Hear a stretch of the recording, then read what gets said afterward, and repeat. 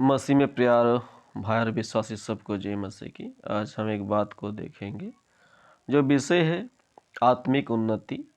जो आत्मिकता उन्नति के बारे में आज हम मसीह भाई और बहनों विश्वासी के बीच में हम बहुत समय देखते हैं कि आत्मिकता उन्नति से जो आज हमारे विश्वासीगण का जीवन दुर्बल दिन प्रतिदिन हो रहा है। तो जिस तरह सांसारिक उन्नति में लोग बढ़ रहे हैं, जो सांसारिक जो धन या दौलत संपत्ति में बढ़ रहे हैं, लेकिन आत्मिक दशा से उतना ही लोग नीचे जा रहे हैं, जो प्रभु की जो संतुष्टि कर नहीं पा रहा है, प्रभु की दृष्टि में अपने आप को दूर कर रहा है। तो इस तरह जो हमारे विश्वासी लोग का जीवन में जो आत्मिकता उन्नति के बारे में वचन हमें क्या कहता है, वचन हमें क्या सिखाता है, तो इसमें एक वचन को हम देखेंगे जो पहला पतरस का 2 में लिखा है। नए जन्मे हुए बच्चों के समान निर्मल आत्मिक दूध की लालसा करो, ताकि उसके द्वारा उद्धार पाने के लिए बढ़ते जाओ।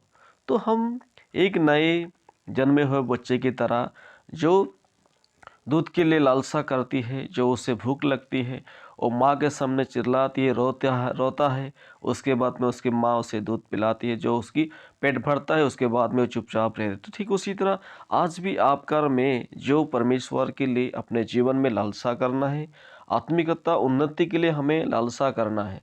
जब तक हमारे जीवन में लालसा ही नहीं होगा, हम आत्मिकता देश में उन्नति कर नहीं पाएंगे, क्योंकि जो परमेश्वर की आत्मा हमें ऐसे ही नहीं मिलेगा, क्योंकि जो परमेश्वर से हम विश्वास किया और हमें आत्मिकता की उन्नति हुई। लेकिन जब तक उसके लिए हम अपने जीवन को समर्पित नहीं करेंगे, परमेश्वर के लिए हम जब तक दुख नहीं उठाएंगे, कष्ट नहीं उठाएंगे, परमेश्वर के लिए जब हम आगे नहीं जाएंगे, तब तक हमें आत्मिकता की उन्नति में नहीं आएगा। इसलिए आत्मिकता उन्नति होने के लिए हमें आत्मिक दूध की लालसा करना चाहिए, तभी हम आत्मिकता में उन्नति में बढ़ जाएंगे। और हम एक बात को देखेंगे जो पहला थिस्सलुनीकियों का 5:17 में लिखा है, निरंतर प्रार्थना में लगे रहो।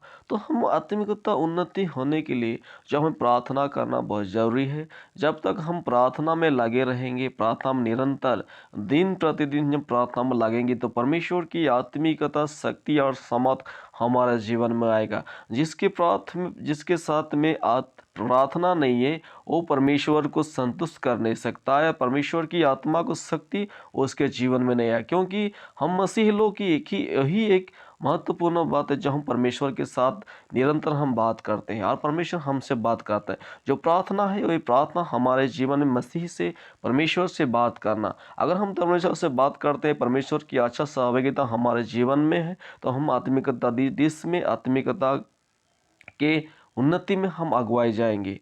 और हम एक बात को देखेंगे जो ये याकूब का पत्री में 1:22 में लिखा है, परंतु वचन पर चलने वाला बनो और केवल सुनने वाला ही नहीं, जो अपने आप को धोखा देता है।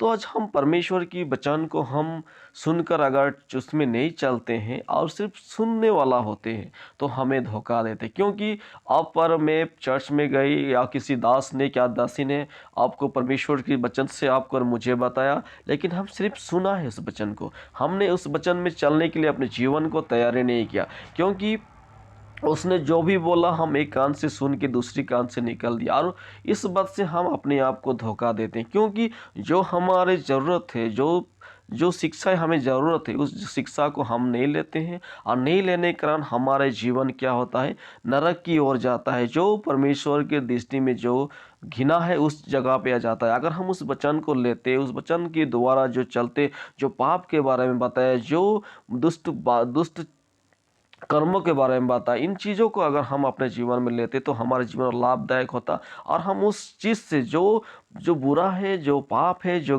गंदा है, उस चीज़ से अपने आप को हम फेरते और एक नई रास्ते पे हम जाते। लेकिन हम उस बात को नहीं लिया, और नहीं लेने के कारण क्या, अपने आप को हम धोखा देते हैं, जिस तरह हमारा जीवन एक समय होगा जो नष्ट हो जाएगा। इसलिए हम वचन में चलने वाला व्यक्ति होना है, और सुनकर हमें उससे भूलना नहीं है। अगर सुनकर हम भूल जाते हैं, तो हम परमेश्वर के धोखा नहीं देते, लेकिन हम अपने आप को धोखा देते हैं। और हम एक बात को देखेंगे जो भजन संहिता 37:7 में लिखा है, यहोवा के सामने चुपचाप रहो और धीरज से उसकी प्रतीक्षा करो। उस मनुष्य के कारण ना कुड़ो जिसके काम सफल होते हैं और वो बुरी युक्तियों को निकालता है। तो आज हम युवा के सामने चुपचाप रहें और धीरज के से प्रतीक्षा करें उस मनुष्य के कारण, ना कुड़ो। तो आज हम बहुत समय ऐसा होता है जब परमेश्वर के सामने जाते हैं, जो हम नाना प्रकार की बातों को करते हैं जो परमेश्वर के दृष्टि में अच्छा नहीं है, लेकिन परमेश्वर के सामने हम चुपचाप से ध्यान के साथ उसकी बातों को सुनना है और उसकी जो इच्छा है उसको हमें समझना है। लेकिन हम संसार में जब रहते हैं, हो सकता है मैं पास्टर हूँ, हो सकता है आप पास्टर हैं, आप एक अच्छे दास है, लेकिन जब आप क्या होते हैं, आपकी दास या आपके सामने पड़ोसी उन्नति की दिशा में जाते हैं तो उसके लिए हम कुड़कुड़ाते हैं। ऐसे ही हमारे जीवन में स्वभाव होते हैं। अगर उस बात को हमारे जीवन स्वभाव है तो उस व्यक्ति हमारे जीवन में बहुत सी बुरी युक्तियों को निकालेगा। इसलिए हम परमेश्वर के दृष्टि में चुपचाप और धीरज से उसकी प्रतीक्षा करें और उस मनुष्य के कारण ना कुड़े जिसके काम सफल होते हैं और वो बुरी युक्तियों को निकालता है। तो हमारे जीवन में परमेश्वर के साथ धीरज के साथ चुपचाप हम रहकर उसकी महिमा के आगे बढ़ाना है और उसके साथ हमें चलना है। इसलिए आत्मिक उन्नति इसलिए होगा जब हम परमेश्वर के सामने धीरज के साथ रहेंगे। और हम एक बात को देखेंगे जो पहला करंथिया 15 का 33 से आज 34 में लिखा है, धोखा ना खाना, बुरी संगति अच्छे चरित्र को बिगाड़ देती है। पहला जो 33 पद में लिखा है, जो बुरी संगति है और ये अच्छी चरित्रों को बिगाड़ देती, क्योंकि धोखा ना खाना, बुरी संगति अच्छी चरित्रों को बिगाड़ देती है। तो आज हम संसार में जब जी रहे हैं तो हमारे संगति कैसा है, हम किस तरह संगति लोगों से रख रहे हैं, कैसी व्यक्ति से हम संगति रख रहे हैं, इस बात को हमें ध्यान देना है। क्योंकि हम आत्मिकता उन्नति के लिए जब हम परमेश्वर के दृष्टि में आए हैं, परमेश्वर की सेवकाई में आए हैं, तो हमें इस संसार में हम धोखा ना खाना, बुरी संगति अच्छी चरित्र को बिगाड़ देती है। तो आज हम संसार में रह रहे हैं तो हम किस तरह अपने संगति बना रहे हैं, किस चीज़ से हम अपने संगति बना रहे हैं। अगर हम बुरी चीज़ पर हम अपने संगति बना रहे हैं तो हमारी जो आत्मिकता है, शक्ति है, आत्मिकता उन्नति है, वो घटता जाएगा, कभी नहीं बढ़ेगा। और हम 34 पद में, धर्म के लिए